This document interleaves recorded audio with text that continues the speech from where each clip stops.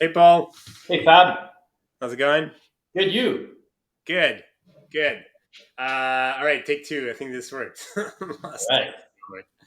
time. Um, yeah, I wanted to talk. So I have been reviewing one of the last shows we recorded, the 4+1 pillars of sales management, um, and there's one element that kind of stuck with me, which is accountability. And just a personal anecdote, I find like every sales team, not every sales team, but whenever I see there's issues in like revenue, like generating, like closing deals, and like the accountability thing always comes up. I just see that sales leaders and sales managers have such a hard time keeping their teams accountable. I think maybe some of the other pillars are maybe a bit more hidden, like motivation and all that. Like that's maybe a little harder to see when I'm just talking to somebody on Zoom. But to me, the accountability is always a challenge. They're just sales leaders cannot keep their key teams accountable. And so I wanted to kind of dive a little deeper on that with you to try to see like how can we help these sales leaders keep their teams accountable? I mean, I have a few ideas as to why that is, but I wanted to get maybe your perspective on it as well. Yeah, and I look forward to hearing your ideas. But being that we know each other so well, I have an idea of what your ideas are. Um, yeah, it's interesting, Fab, because and it's not that I disagree with you, but I think there's really two factors. There's accountability for sure, and it's super important. And then there's also helping people in their methodology. But that being said, it boils back down to accountability in that if you know the actions that your team is taking, then you can decide if in those actions they have the right methodology. And I'll be a little bit clear there. Um, I think the reason that most sales managers who do have a hard time keeping their reps accountable, and you'll love hearing this, is probably because they haven't properly operationalized the system. They probably are not properly using their CRM to the best advantage of the representatives and themselves. And what I mean by that is a lot of people see, and I'm an old guy in the sense that I've been doing sales for 30 years. And when I started in sales, CRMs were not a common thing. And when CRMs first came out, a lot of people saw it. A lot of salespeople saw CRMs as, oh, it's just a way to keep track of the salespeople and know what they're doing. And then the smart salespeople quickly realize, actually, this is an amazing tool to help me keep track of the things I need to do to have success. Because let's face it, if you're in sales, most of the time, if you're successful, it means you make more money. Well, and let's face it, in sales, a lot of people are there to make money. So it's actually a benefit. Now, I think in this day and age, and I'm getting to my point, sorry, I'm long winded. Um, I think sales managers, the ones that still have a hard time, haven't completely managed to um, understand how to best use a CRM to their benefit and to the benefit of their people. And if you do that properly, I think accountability becomes a lot simpler because accountability will be tied in specifically and directly tied in to the results. Anyways, that's my Mm. long-winded intro. I apologize. Now I hand it over to you. What do you think? Yeah, I definitely agree with you. I think part of it is that they've never thought through what actually is required to make a sale, right? Like what these activities are, what are we looking to do, like how many deals are we trying to create, how many phone calls do we need to do, like all the stuff that we've talked about multiple times over the course of the show. And so it's not in the CRM, so then it's hard to keep somebody accountable because we don't know what we're holding them accountable to, right? Like it's just at the end of the year, the numbers aren't there, and it's just like, I guess we missed another year type of thing. Um, I definitely agree with that. I think, yeah, I believe like that's work that needs to get done that doesn't get done, and I feel like it's maybe because in part sales managers don't like they have the imposter syndrome going along. They don't know, so they rather not touch something they don't know themselves. I think the other that I see is that um, it's hard to keep somebody accountable, especially when there's an unknown variable, right? Like it's hard for me to go, hey Paul, like what are you doing up there? Like why aren't you updating your deals? Like there's a certain conflictual relationship there, even though it's not necessarily the case. But I mean, it's easy to see how that could be seen as a conflictual interaction, which a lot of people have a hard time with. So I see that they're both things at play. I think there's not enough groundwork being done, and then there's not enough, and then there's like this interpersonal difficulties as well. And I could always tell when somebody's like, "Oh, well, we're not keeping track of sales activities right now. We don't want to be Big Brother." Like right away, that's a red flag in terms of a manager being like, we trust our reps to do what they need to do, right? And it's like, yeah, there's a difference between trusting a rep, right? Like um, and not looking at what's being done, right? And not working with the rep in terms of like, hey, this is what you need to do. This is what the rep believes they need to do to achieve their objective. Okay, then let's make sure we keep that on track, right? Like it's like when you're practicing for a marathon. Yeah, you could trust that you'll practice, right? Then you'll do races, reading, or you'll run leading up to your race. But if you're tracking it, like how far you're going and the speed you're going at, it's so much easier to validate if you're putting in the right effort or not. Yeah, I mean, and I think it's interesting because we're calling it accountability deep dive, but I think it's more than that. It's giving the responsibility of the accountability to the sales representative. I believe, when people say I'm going to keep you accountable, that's okay, but I think a good sales leader figures out how to hand over that responsibility to the salesperson themselves to make them realize that it's going to help them move forward. So Yeah, you're right, and often if you have those data points, it actually helps you move forward. So if you're not calculating the data, you won't even know why you're doing well. And how can you keep someone accountable other than saying, well, your sales aren't there, which is fine, but you're not really being a good sales manager if you just tell your salespeople, well, your sales aren't there, and they don't know why they're not achieving their sales, and you're doing nothing to help them.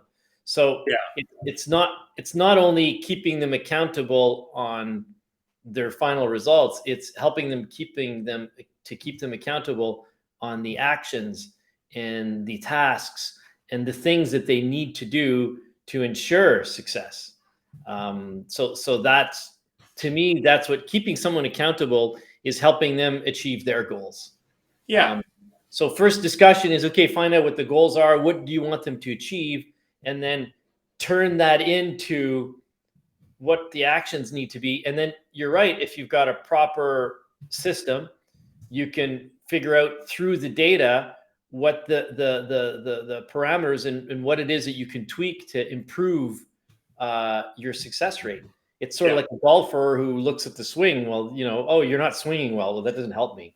yeah, Which part of your swing needs to be fixed? What is it that's going on? And that's what tracking your data points enables you to do, to help you keep you accountable on the things you need to do to help you get success as a salesperson. And of course, the salesperson's successful, the company's successful. Well, most of the time, if your system's set yeah. up properly. Yeah, no, and that's it. I think if I were to give some advice based on what I've seen is, yeah, and we talked about that during that previous show, is like working with, you have your objectives, right? The business objectives are usually top down, right? Like we have some sort of a revenue goal that we need to achieve, and some are bottom up, and as well. But and then working with the reps, like what do you feel you need to do to achieve these objectives? And when they have that, so first of all, I don't think that conversation first happens. I feel like first of all, it's just like, here are the objectives, and then Yeah. they move on. Yeah.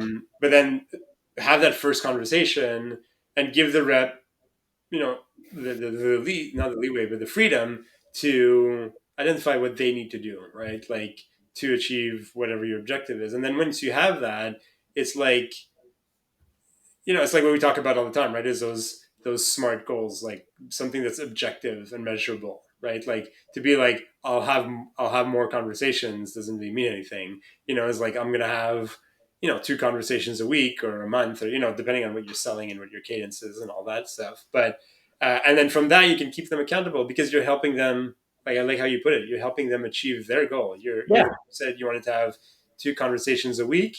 What happened last week? Like, nothing happened. Like, oh well, I had 2 meetings and they were rebooked. Okay, so that means some week in the coming future you're gonna have 4 conversations, and so on and so forth, right? Like, um, but I think you're right. I think it stems from the fact that that first conversation doesn't happen, right? Like, Yeah. I recently helped move a team to HubSpot to help their upsell and cross sells, and some of the team members were so reticent, right? Like, they didn't want to bring their deals in, they didn't want to be seen, and it's like, I can see that conversation was never had. Like, is this important to you? Like, like, why are we doing this? Like, it was just like, okay, Fab's gonna help you. Okay, bye now. You know what I mean? And it's like, I could see the rep is like, I don't need help. I don't want to do this. Yeah, yeah, yeah. How's this beneficial to me? And Yeah. that's where you need to have that conversation, because honestly, if your CRM is just a keep track of what your sales reps are doing and there's no value to them tool, it's not gonna stick, right? You're not gonna Yeah. help them. But what you need to tell them is this is a tool for you as well. Of course, it's a tool for the company. You can look at a bunch of data points. And if the company's got, I don't know, 50 reps and they're looking at all the data points to say, hey, look, what we've noticed is that when reps are doing this, it helps you achieve this. If the reps that are doing this are getting better success, hey, that's helpful for everyone. And that helps everyone achieve their goals. So it's so in a way, our our title really becomes, it's an accountability deep dive to understand how to best help the salesperson that will eventually best help the company. Because Yeah. if you've got proper tracking and you're doing it in the correct fashion, you'll be able to help your team do the right actions and have the right method to achieve their goals. And that's Right. really what it's about. But the first thing is, if your accountability is based on some random thing, hey, I need you to close this much business, and I'm not telling you how to get there or how anyone's ever done it before. Well, it's hard to, well, just go close more business. Well, you're not really being a sales manager. You're not helping them in any way. A good sales manager will say, I'll keep you accountable on the things that will help you achieve your objective, that will help us achieve our objective. Yeah. That's really what it boils down to. Yeah. But tactically speaking, what is that? Well, it really boils down to phone calls, emails, texts, video conferencing.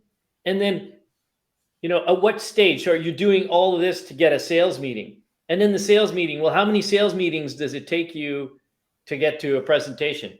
How many presentations do you need to do to get to a close? So if you're tracking all these things and it makes sense to you, and your sales manager's got your best interest at heart, they're going to help you achieve an objective. So then they'll keep you accountable on the things that are going to help you move forward. But like you Yeah. just said before, if we get the people you just said it and handed it over because they don't want to talk about it, well, they're not helping necessarily their salespeople, because they're just saying, here, we'll pass it off to Fab and he'll build the system.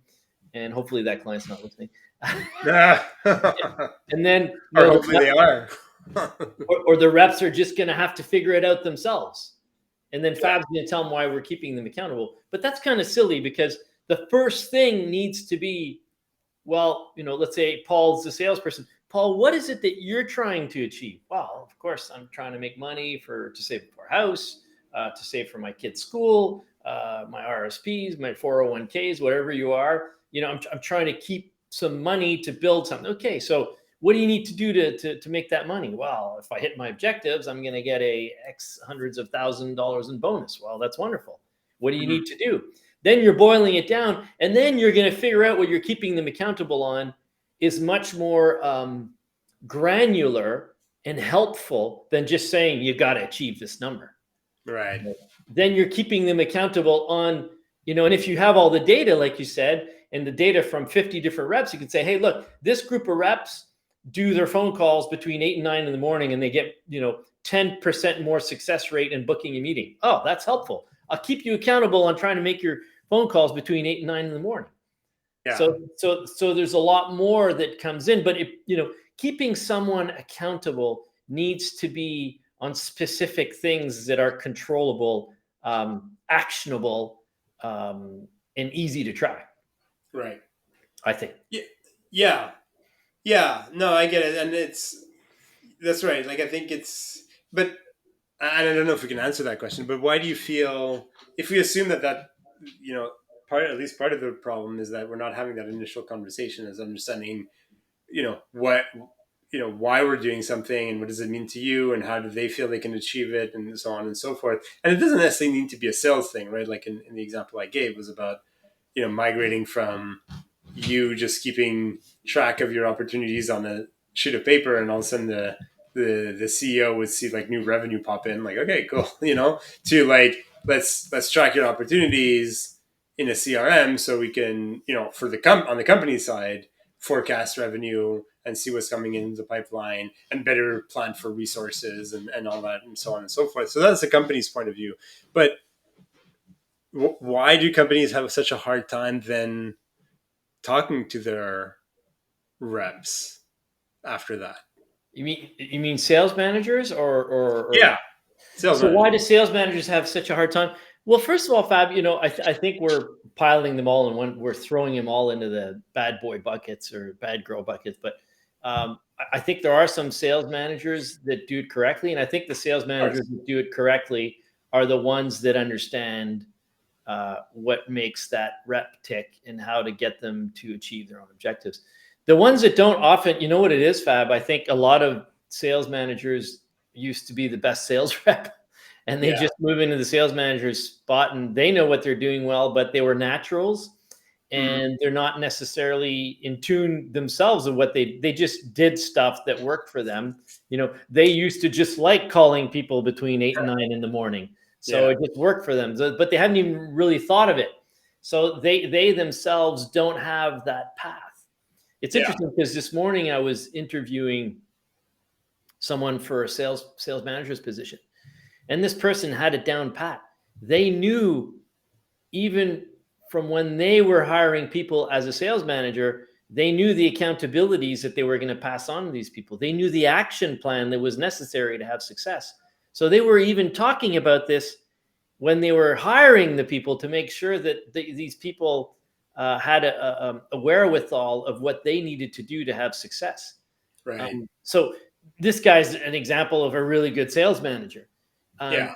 The people that have a hard time, I think, are often people that are sort of either thrown into the position or haven't really, analyzed it. And one thing I want to say, and you're becoming old too, is I find the younger generation, um, when I say younger generation, between people between the ages of 30 and 40, I find are much more data driven, maybe because of how the world they were brought up in. But I love Yeah. that because they seem to have better idea of how to accumulate statistics and use it to the benefit. So this person, for example, totally got it. And if Yeah. everyone was like him, we wouldn't be having this conversation. We wouldn't be talking about sales managers having a hard time with accountability deep dive. But what it mostly is, in my opinion, is it's people who they just don't know how best to do the job. They just think it's, either barking objectives at their reps or, trying to motivate them and not really understanding the depth or how to do it. Yeah. I mean, you're right. And I think the flip side that I also see is that, and this happens more like when the sales leader is not a sales, like a CEO or president or a co-founder, when maybe the company is a little smaller and the relationship between sales and the C-suite, for example, is very close, is that they've never been in sales positions, right? So they don't understand accountability. They just assume that, well, you're a salesperson, so you're going to do what you need to do to sell. And if I tell you you need a new CRM, you need a new CRM, right? Like there's just a certain assumption. And I remember a long time ago, one of my first clients, probably, um, I don't remember the context exactly, but they blurted out like, well, they're salespeople. Shouldn't they just be doing this normally? Like, right? Like, it's just there's this idea that if I'm in accounting, I don't need you to coach me on or to keep me accountable to keeping my books in order, right? Like that's my job. Or if I'm in marketing, I don't need you to remind me to optimize my ads because, well, I'm a Google Ads expert and that's what I do. And so I think sometimes they bring some of that baggage in to sales where they're like, they don't understand that, sales ultimately is a different job, right? Like it is managing human relations and all that stuff, which is not easy. And a lot of parts of selling are not easy or straightforward for everybody, right? There's a Yeah. lot of moving parts and not everybody's good at everything. And sometimes it's easy to get distracted. Yeah, and you're right. And some people, unfortunately, some people don't learn that till much later in their sales life. I'm lucky because when I started in sales, the first company I worked with had a sales process. It was the Yeah. old Xerox 7 steps to the sale. So right from the onset, in my first real sales job, I was taught a certain sales process to bring me forward. So then, Mm, what was interesting is at that time, our sales managers were keeping us accountable on the proper things. We didn't have a CRM back then when I started in the 90s, but we had a sales process. So they could say, well, how many calls have you made? How many meetings have you had? How many mm, presentations have you made? Because it all made sense to us. We have to do so many phone calls to book so many meetings to do. And then we also, back then, we used to knock on doors, do some cold calls as well. And then we would go through then we had our specific sales process. It was a one call close. So we would sit down with people for about an hour and we'd try to close them on the business. right. So it was a very interesting process. So back then, our sales managers would keep us accountable on our activities. Mm, So it wasn't just based on did you get the number or not. It was based on did you do the activity that will eventually bring you that number. So I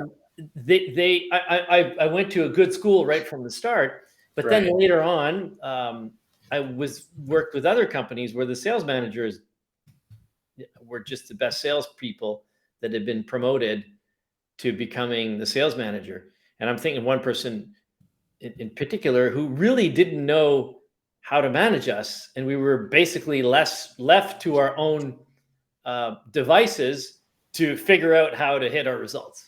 Right. And so the only thing they could keep us accountable on was numbers at the end of the month. Right. Luckily, we had been, I had been trained in the other words, so I knew what to do. Right. But there was a period there. It was like, well, like you just said, you're a salesperson. You should know what to do. Go and sell. Yeah.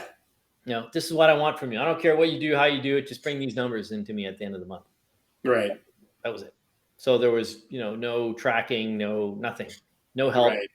It was just your own, left to your own volition. Luckily, back then the internet had started, so you could go actually Google. Well, not Google stuff. Yeah, I guess you were Google stuff back then.